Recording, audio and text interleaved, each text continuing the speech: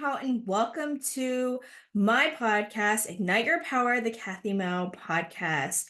And today is actually my first solo recording episode. I don't know, I just felt called to do it on Zoom and to record this so you guys can see me on YouTube. Because usually I just do solo episodes, just voice.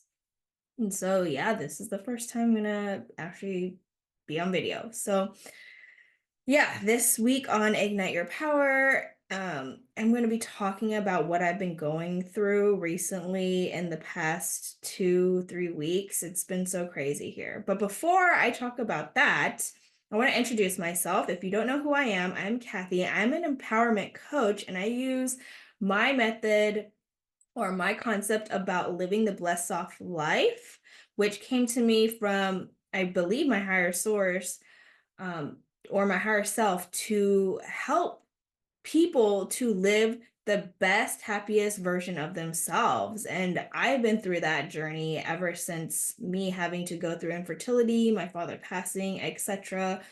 And just a whole lot of things. And if you've been here a long time, you know all my stories. But if you haven't, please go listen to my previous stories or my previous episodes. But I'm an empowerment coach. I teach people how to live a bliss off life, which is living in your power, knowing that you're this soul amazing being and that you know that you can actually manifest and truly live the life that you truly desire. And you break free from the matrix of what we're taught in the society and to actually believe in your own power, believe in yourself. And to do that, you have to learn to love yourself truly and to do self-care things that a lot of us don't learn at a young age. And so I'm here to give you tools. I'm here to have guest speakers come on and teach you about how to be the best version of yourself. So this is what my podcast is mostly about, is to really ignite your power within you, to remind yourself weekly that you have the power to change your life. And it's only up to you to change it. And, not being a victim or like saying all these things or excuses to not truly live what you truly desire. And we are all capable of doing this. And so today's episode is going to be very, very personal. I feel like I wanted to do a recording because I guess I wanted to be raw and real with you guys and have you guys see my facial expression. And this is a very tough time for me to go through right now. So I went to Hawaii end of August for my birthday and baby girl's birthday. It was perfect. Literally, it was like the dream vacation I've been manifesting. And then when we come home, we had her birthday party, her second birthday party. It was perfect. And then the next couple of days, we found out that we caught COVID. And then we've been dealing with recovering from COVID. And right after that following week, I started having a miscarriage. So I actually got pregnant and end of June. So during that time, I went to San Diego. I went to go to Irvine to see my sister, celebrate my niece's third birthday. During that time, I was taking birth control, mind you, before all of this. And then I stopped doing birth control because I got food poisoning during that San Diego trip that I told you guys about. And so when I have food poisoning, I didn't want to drink anything. I didn't want to do anything. I didn't take my birth control pills. And so, yeah, I stopped. And then my husband and I actually got pregnant because I stopped taking birth control. We didn't think anything of it because if you didn't know my story, it took 2 years for me to conceive Gemma. And that was one of the hardest things I've ever had to go through with my husband. And so we did not think we would be able to conceive so fast, first of all. And second of all, we just never thought about conceiving another child. But it happened so fast. Like literally we got pregnant after that trip.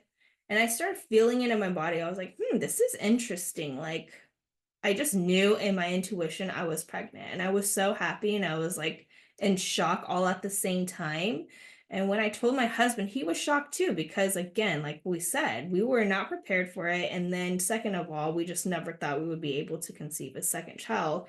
And third, not that fast.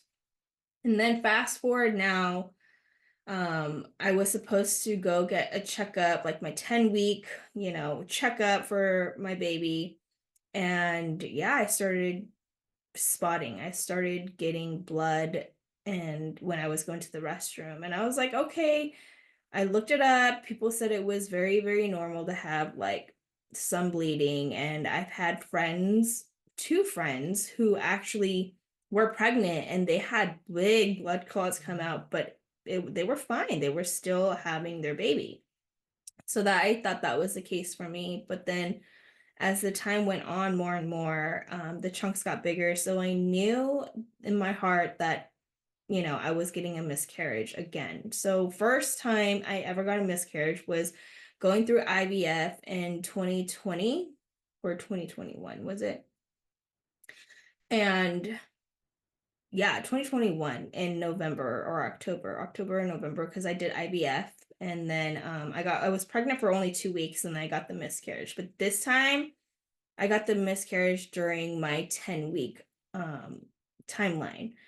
But the sad part is during my 8 weeks of pregnancy, we were able to go see baby, and then the ultrasound went well. We heard the heartbeat, it was strong.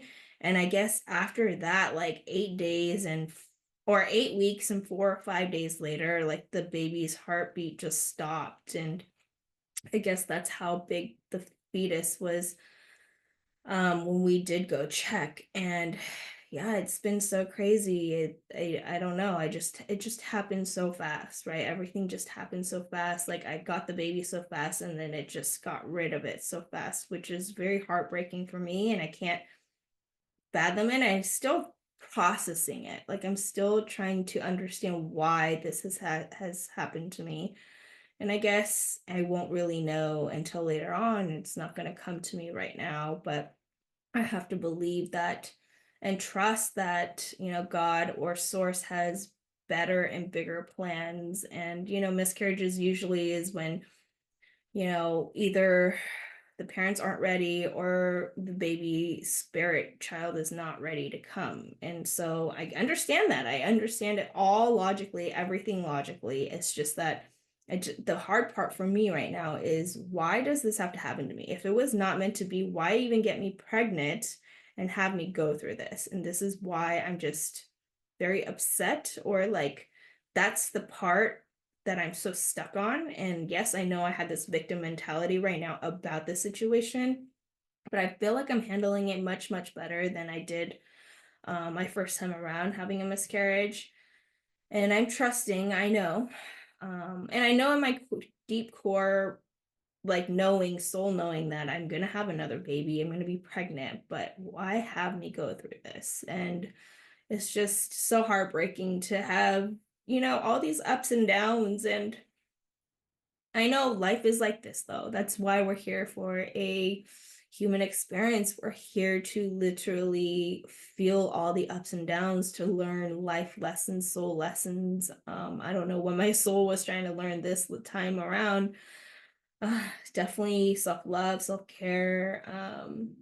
Yeah, but it's been tough. So yeah, 10 weeks. And the shitty part is, out of all of this too, was when I, started spotting. So I started spotting on like a Thursday, last Thursday I had spotting.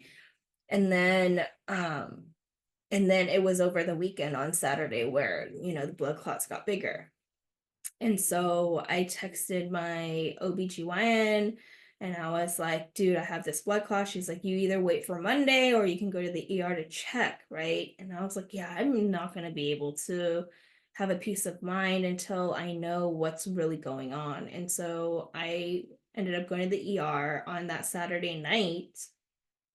And so yeah, they just did a blood test and did an ultrasound, and the ultrasound obviously didn't have a heartbeat. So that confirmed that, my baby died. And that was so heartbreaking. Like, sitting at the hospital at night while baby girl was at home with grandma. I mean, I'm so lucky to have my mom around during this time. I think it was divine timing, obviously, but she was taking care of my daughter, and I was at the hospital with my husband dealing with this. It's just so sad and heartbreaking. Like, I just remember sitting on the hospital bed and then crying with my husband and just, knowing like why. And I told him, I was like, why does this always have to happen to us? And obviously, he's so strong and he's so sweet and like trying to comfort me. And I know he's going through his own thing and his own sadness and how he wants to deal with it. But for me, I always have to release right away. So I was tearing up crying. And so we finally go home, and then they're like, oh, just take ibuprofen and you're gonna have like this miscarriage, right? It's gonna just come out. So Sunday, it already happened. Sunday, I was in so much pain. I felt like contractions, like it was like a demon child in me, and I felt so much pain. And and mind you, I had a scheduled C-section with Gemma. I had a scheduled C-section with her, so that was so easy. Like we just walked in and then they just cut me open and then I had a baby. I didn't have to go through all like the whole birthing children episode like other people do. Man, women are so fucking powerful. Honestly, fucking powerful. And so just going through some of the contractions on Sunday, oh my gosh, I literally felt so much pain I haven't felt in so long. And it reminded me of the endometriosis pain that I had. Like it was like this excruciating pain in my abdomen, and it just like would come and go. And then like my vagina fucking was like sore but hurting at the same time. And I'm like, holy shit, this is what women go through. And my body was trying to reject this baby. So I thought it came out, to be honest. And so on Monday, I went in and I was like, oh yeah, I feel so much better. I think the baby came out. And so when the OBGYN checked, baby was actually still in me.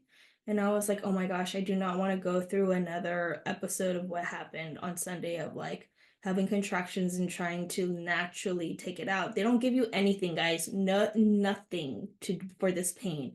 And mind you, people like have epidural for like giving birth at the hospital. And then the shitty part is when you're going through miscarriage, people treat it like it's nothing. They take you let you go home with ibuprofen that does nothing for me. So poor women, like literally, we're like trying to reject this baby on our own at home in the toilet, and it's the saddest thing ever. And it's traumatizing. It's fucking traumatizing. I think that was one of the worst experiences of my life. And I didn't think that life could get any worse than what I've been through. But I'm like, dude, this was so traumatizing. My body was in so much pain. Emotionally, I'm like hurting. And then I have to fucking go through this alone at home. Like, what? Without any care or like I should be quiet about it? No. That's horrible. And out of all of this though, insurance pisses me off. Okay, this is another add-on to stress, and I forget about this because a lot of us, you're right, healthcare. And a lot of us who are not healthy, like with endometriosis, etc., whatever, right, we rely heavily on the healthcare system. So going to the ER, I just checked yesterday of like all the claims that I have and all the payments that I need to make. So I thought, going to the ER, I paid the $250 that I'm supposed to pay the copay, but then now I have in my fucking inbox telling me that I have to pay $2,700 for that ER where they did nothing for me, pretty much. They just gave me a blood test and an ultrasound, and they're trying to charge $11,000 for that fucking appointment. Not even appointment, whatever, that visit.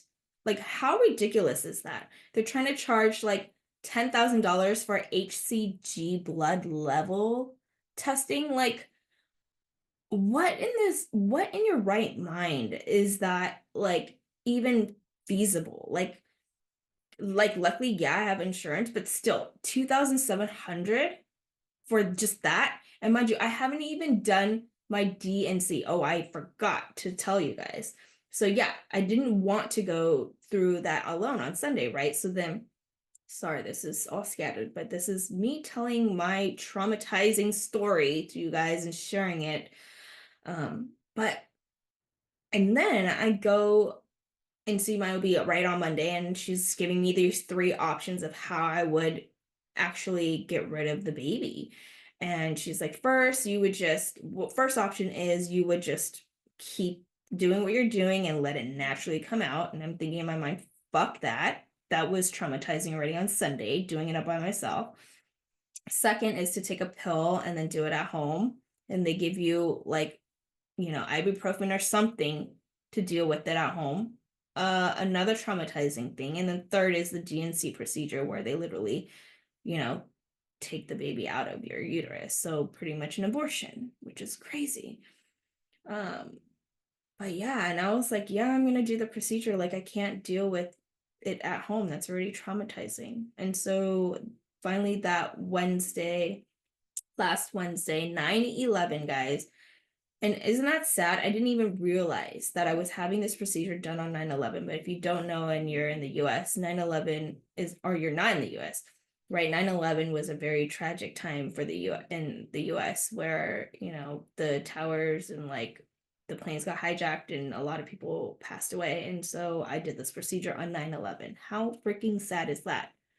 But I will always remember that, I guess, because I'm not very good at remembering dates and timelines. I just try to live day by day as much as possible. But anyhow, so I did the D&C, and I felt so much better immediately the next day. Like my body physically felt so much better, but emotionally and mentally, I'm still very, very sad and vulnerable and weak. But if I didn't even get that option, like what?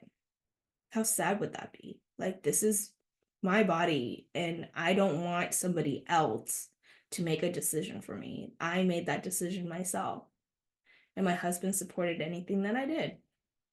And I just felt so much better doing that procedure. But mind you, I haven't even got billed for that procedure. So I'm sure it's going to be fucking up the ass, right?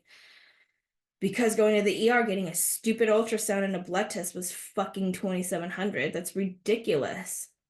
And literally, I'm gonna call honestly to try to settle this and ask for less, because that doesn't make any fucking sense to me, honestly. Sorry for cussing, but this is the real me. This is the raw me. And when I'm pissed and frustrated, I love cussing. That's just who I am. But yeah, you guys get to see the raw, real me, I guess. I have never done this. Just sitting by myself talking to you guys on video. I mean, I talk, but this is on video for the first time.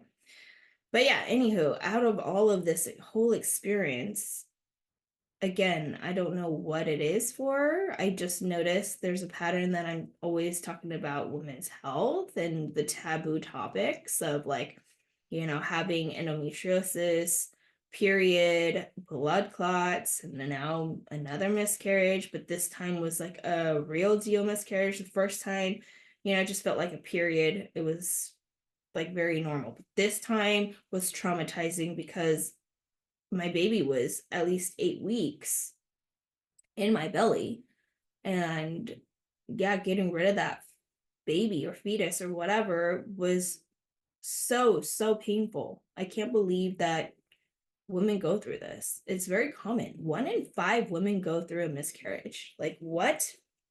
And we don't hear a lot about this, honestly. That is so sad. And yeah, people have reached out to me and told me like, oh my gosh, what you're going through, I've been through it too. I'm like, what? There's so many people who go through this. I'm so sorry that you have to do this in silence, or you feel like you have to be silent about it. I'm definitely not going to be silent about it. I'm fucking pissed.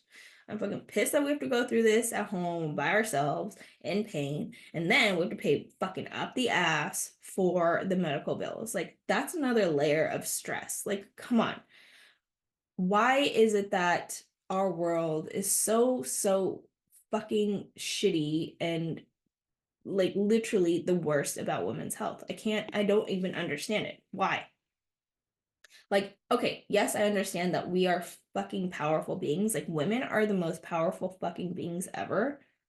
And this is why men try to like take our power back by taking away all our rights and everything.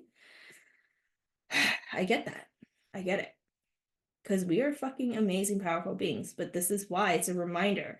This is a reminder for me and for other women who are watching or going through this that, you know, we have the power to take our health, our power, whatever it is, back. And yeah, it's such a shitty situation that I'm going through. I don't know how I'm gonna emotionally recover from this. But I know that I will recover. I know that it's gonna take a little bit of time.